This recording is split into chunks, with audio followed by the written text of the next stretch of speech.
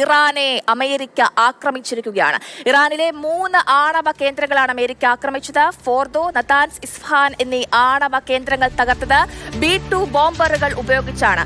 ആക്രമണശേഷം വിമാനങ്ങൾ ഇറാന്റെ വ്യോമ പരിധി വിട്ടു. ട്രംപ് ഇന്ന് മാധ്യമങ്ങളെ കാണുമെന്നുള്ളതാണ് നമുക്ക് ലഭ്യമാകുന്ന ഏറ്റവും ഒടുവിലത്തെ വിവരം. നമുക്കൊപ്പം കൂടുതൽ വിവരങ്ങളുമായി അശ്വജിത് സിയും സുരേഷ് വെല്ലുമുറ്റവും ചേർന്നുണ്ട്. ആദ്യം നമുക്ക് അശ്വജിത്തിലേക്ക് പോകാം. അശ്വജിത്ത്, അങ്ങനെ വളരെ പ്രധാനപ്പെട്ട ഒരു വാർത്തയാണ് നമുക്ക് മുന്നിലേക്ക് വരുന്നത്.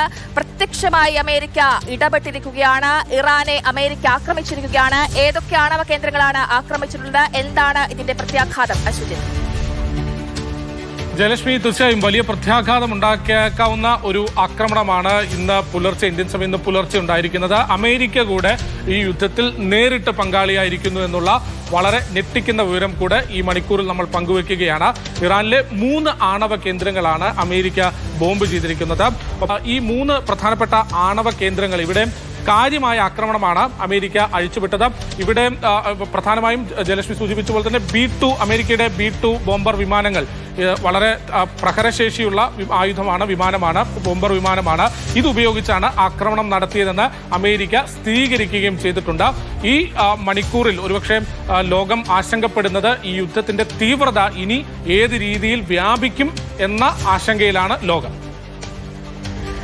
അതേപോലെ ഈ നാശനഷ്ടങ്ങളെ പറ്റി ഉള്ള വിവരം ലഭിച്ചിട്ടുണ്ട്. അതായത് വലിയൊരു ആക്രമണമാണ് ഉണ്ടായിരിക്കുന്നപ്പോൾ ഇറാന്റെ ഭാഗത്തു നിന്നുള്ള നാശനഷ്ടങ്ങൾ, അവരുടെ പ്രത്യാക്രമണം, അതുമായി ബന്ധപ്പെട്ടിട്ടുള്ള എന്തെങ്കിലും വിവരങ്ങൾ ലഭിക്കുന്നുണ്ടോ?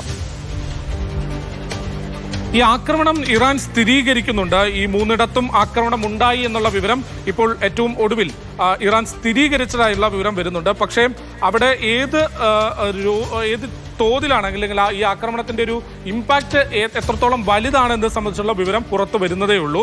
ഇസ്ഫഹാനും നതാൻസും ഒപ്പം ഈ ഫോർദോ, ഈ 3 ആണവ നിലയങ്ങളും ആക്രമിക്കപ്പെട്ടു എന്ന് സ്ഥിരീകരിക്കപ്പെടുന്നുണ്ട്. പക്ഷേ തീർച്ചയായിട്ടും അവിടെ നിരവധി എക്സ്പ്ലോഷൻസ് എന്നതാണ് ഇറാന്റെ ഔദ്യോഗികമായ വാർത്താ ഏജൻസിയുടെ കുറിപ്പിൽ ഇങ്ങനെ പറയുന്നത്. Several explosions were heard near Natanz and Isfahan and Fordo.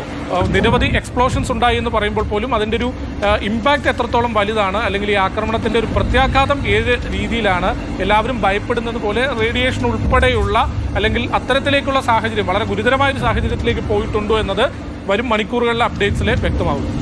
ശരി ശരി അശ്വജിത്ത് തുടരുക. നമുക്ക് ഇതിന്റെ ദൃശ്യങ്ങളൊന്ന് കണ്ടുവരാം.